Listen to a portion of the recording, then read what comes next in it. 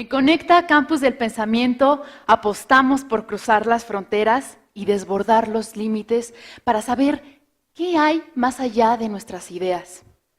Gracias por sumarse a este foro de reflexión que nos hace recordar cuál es el sentido de nuestra universidad, en la que no solo hay un universo, sino muchos, en la que somos, sí, individuos, pero en colectivo.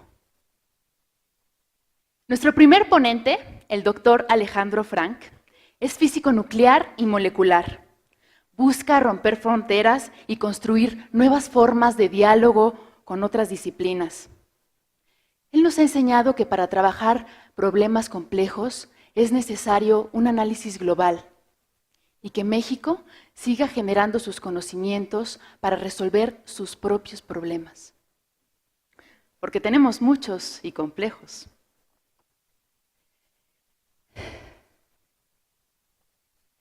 Él está muy orgulloso, me lo compartió, y yo lo quiero hacer con ustedes, de haber fundado un programa que se llama Adopta un Talento, que estimula la participación de niños, de niñas y de jóvenes en la ciencia, en la cultura y en la tecnología. Conozcamos un poco más del doctor Alejandro Frank.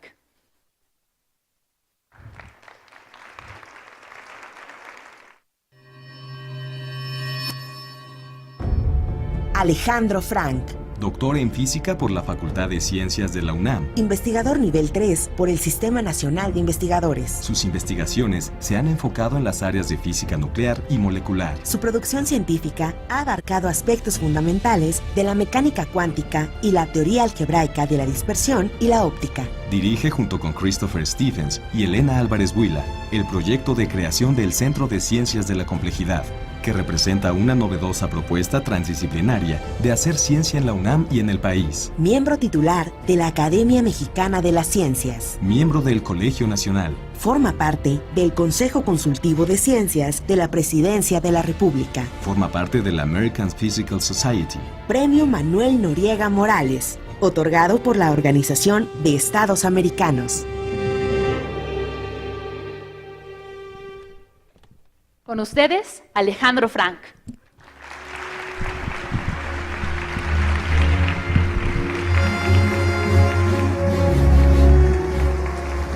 Gracias.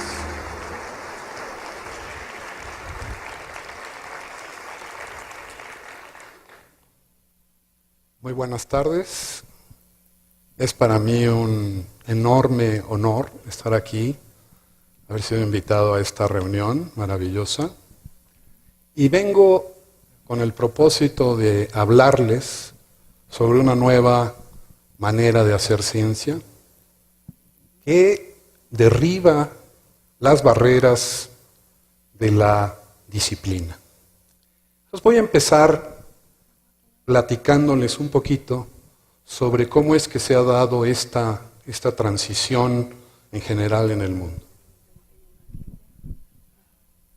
Como ustedes saben, el sistema universitario se basa en gran medida en la especialización. La especialización nos ha dado grandes éxitos. Los aparatos que portamos, los descubrimientos, etc. Así hemos dividido a las disciplinas de una manera bastante precisa y con ello hemos tenido grandes logros, pero no hemos aprendido a hablarnos los unos con los otros. La universidad, por ejemplo, está organizada de tal manera que yo lo comparo con un gran cerebro, en donde hay maravillosas regiones que saben hacer cosas de manera maravillosa. Por ejemplo, tenemos la zona motora, o la zona auditiva, o la zona visual, pero desgraciadamente en ocasiones hacemos sin poder ver, o vemos y oímos sin poder actuar. Y tenemos que buscar la manera, y la universidad lo ha emprendido recientemente, de encontrar un diálogo, un espacio de encuentro en estas distintas disciplinas. Además, es claro que la sociedad enfrenta muy graves problemas.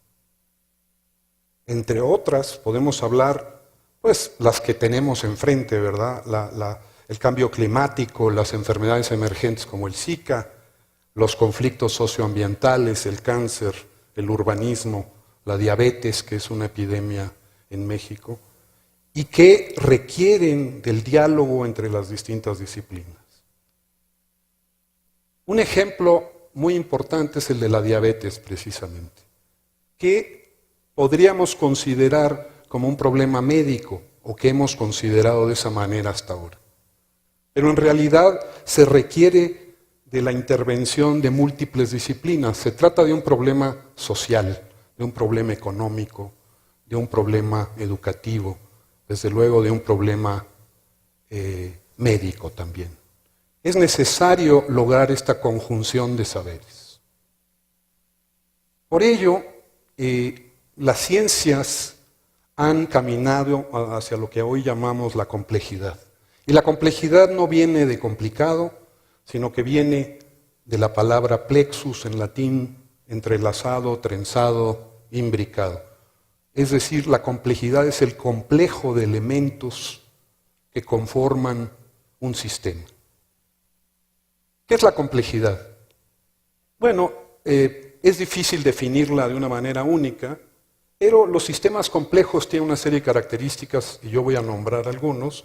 Tienen estructuras jerárquicas, por ejemplo, podemos ver que los tejidos están formados de moléculas, los tejidos forman órganos, los órganos a su vez organismos. Estos organismos se organizan, como por ejemplo ustedes que están en esta gran sala.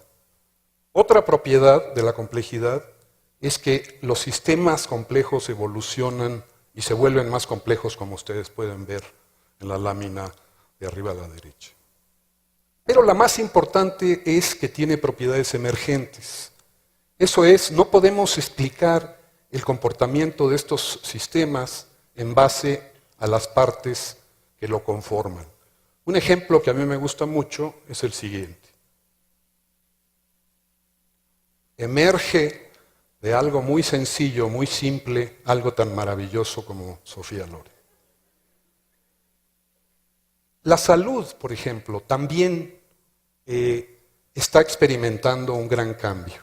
Nos hemos ido especializando en cardiólogos, gente especialista en nariz y boca, esófago, pero en realidad el sistema nervioso une a todos estos órganos en un solo gran complejo, y es necesario reexaminar a este sistema anidado, autorregulado, para poder entender nuestra salud.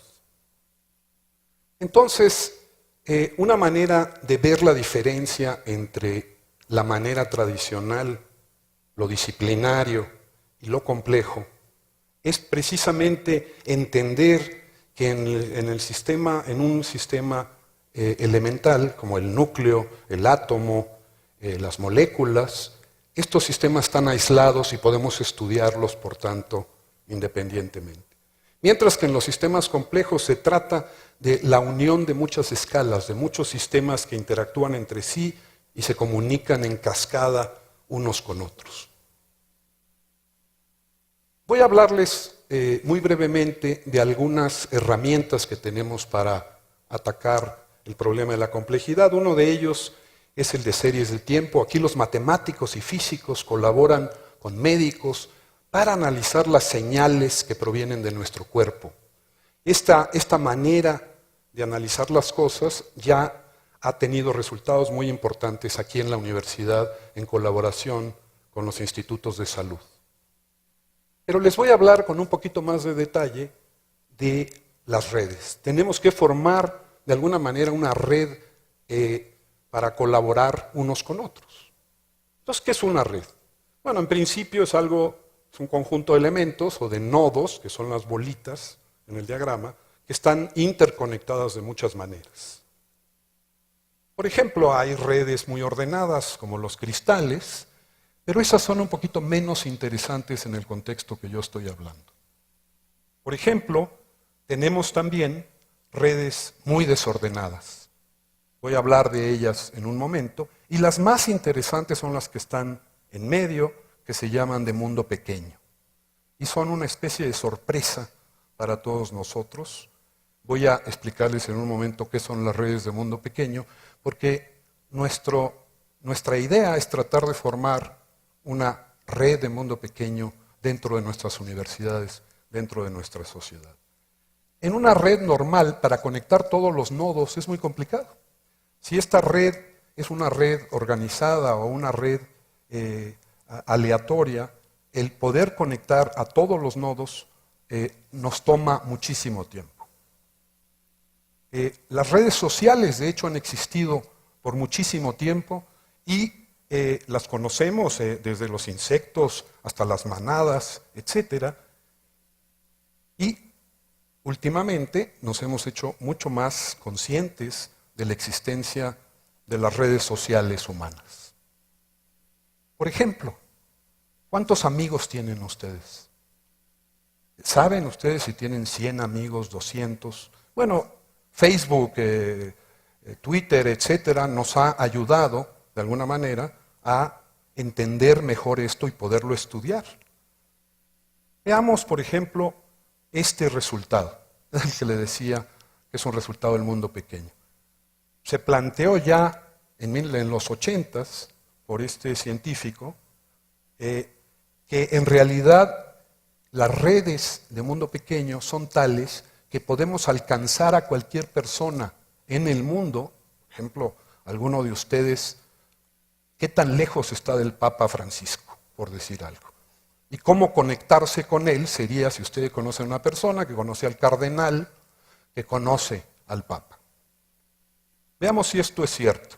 La primera red famosa que se conoció fue la red de Kevin Bacon. Se preguntaron, ¿cómo están conectados los artistas de Hollywood a través de haber actuado en una película? Y por ejemplo, este señor está conectado con él directamente porque hizo una película con él, Tom Cruise. Hay otros, como este señor, que no tengo el gusto de conocer, que a través de Robert Wagner, que hizo una película con él, está conectado a su vez con Kevin Bacon. Y hay gente más lejana, por ejemplo Marilyn Monroe, pero ella también hizo una película con Wagner y está conectada entonces por 2 pasos con él. Y hay gente más lejana como Charlie Chaplin, que trabajando con James Cagney, que a su vez hizo una película con Wagner, está entonces a 1, 2, 3 pasos de él. Entonces esta es una red de mundo pequeño, la red de la gente que hizo películas en conjunto. Entonces yo me pregunté, ¿cuántos pasos hay entre Alejandro Frank y Marilyn Monroe? Dije, si son pocos, a lo mejor ya no podré tener suerte, pero es una buena motivación. Y la respuesta es muy sorprendente. 4 pasos. Resulta que soy muy amigo de José Luis Mateos, que es sobrino nieto de Adolfo López Mateos, que fue amigo, conocido de Kennedy, que sabemos muy bien que conoció a Marilyn Monroe. Entonces las redes son algo extraordinario, son una herramienta formidable para el estudio de las sociedades, etc. El mundo pequeño nos ha conectado a través de Facebook, de Twitter, de muchas otras redes. Pero para terminar, quiero hablarles de esta red universitaria que queremos formar y que estamos formando. En realidad la situación actual es la que se indica arriba a la izquierda, cómo transferimos los conocimientos. Cada uno de los cuadritos indica alguna especialidad, algún instituto, centro, facultad. Esta red es prácticamente inexistente. Queremos entonces jugar el papel. ¿Cómo hacemos el papel de este centro, de este hub, de este atractor para unir estos distintos elementos? Ahí en verde ven ustedes lo que se llama el Centro de Ciencias de la Complejidad, que es este edificio blanco cercano de aquí y que está muy cerca de Universum. queremos hacer una red de mundo pequeño. Los invito entonces a visitarnos, estamos aquí muy cerca, a 2 cuadras. Me dijeron que esta oportunidad era para poder hacer propaganda, y así lo puedo hacer con ustedes. Y solo les quiero mencionar, también rápidamente, que hemos construido un edificio maravilloso, diferente a todos los demás, elevado sobre la roca para conservar a la fauna, a la flora, y que tiene muchos espacios de encuentro.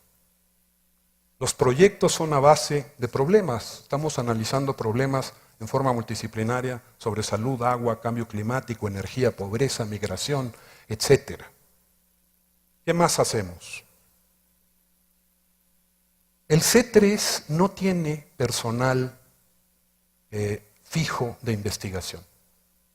Esto es una cuestión muy diferente a la que acontece en todos los demás centros e institutos. Y por eso es muy difícil el proyecto. La gente va y viene, es un lugar flexible. Desgraciadamente, en los institutos y centros se suele congelar la actividad. Se hace una actividad maravillosa, pero se congela muchas veces porque es muy difícil cambiar de área, entrarle a problemas importantes. Ese punto estamos enfatizándolo mucho y estamos empezando a tener un acceso muy interesante con todos los institutos y centros, y queremos que nos consideren algo así como su sede foránea. No una competencia, sino un lugar para que puedan hacer más cosas, más vinculados con la sociedad. Entonces, diría yo, estamos viviendo una gran revolución en el mundo debido a estas maneras de conectarnos, y este es solo el comienzo, es la punta del iceberg. No he tenido tiempo aquí de contarles mucho más de este centro y de estos esfuerzos que estamos haciendo para construir estas redes de mundo pequeño, pero estamos con un grupo grande, multidisciplinario, está muy optimista de que lograremos ser parte importante y podremos vincularnos con la sociedad de manera muy efectiva. Entonces, queremos romper fronteras. Queremos, entonces, crear esta nueva manera de hablar entre nosotros y con la sociedad. Y estoy muy orgulloso porque logré decir todo esto, no en 15 minutos, sino en 14. Muchísimas gracias.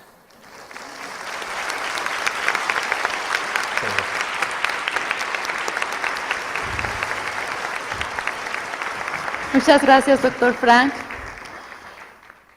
Espéreme tantito un momento, Espero. ya sé que todavía nos queda tiempo, no se preocupe. Muy bien. Muchas gracias. Muchas gracias.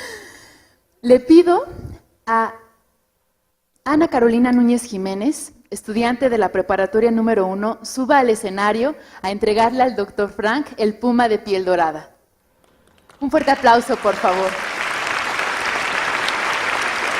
Muchísimas gracias, muchas gracias.